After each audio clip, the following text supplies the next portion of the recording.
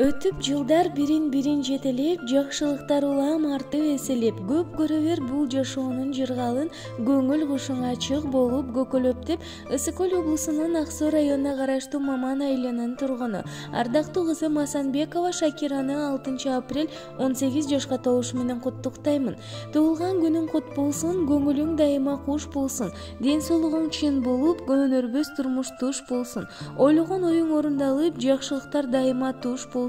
Айткандарың аткарылып, балдыга жолуң түз болсун. Ардактуу кызым, өмүрүң узун, өрүшүң кенен, ден соолугуң бекем болуп, бактыбызга аман бол.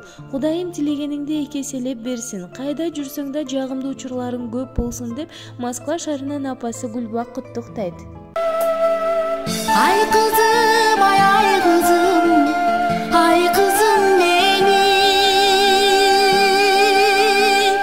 жүрө берген көңүлдө, жүрөгүмдө биле бергени.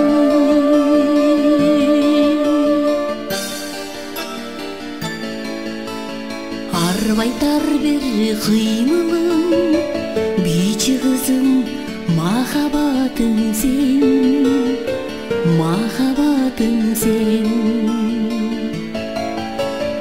Айдан түшкөн ай кызым, тазим кылам чырайыңа мен, чырайыңа мен. Жайкалган өрмөлүңдөн, көзүңдөн мөлтүрөгөн,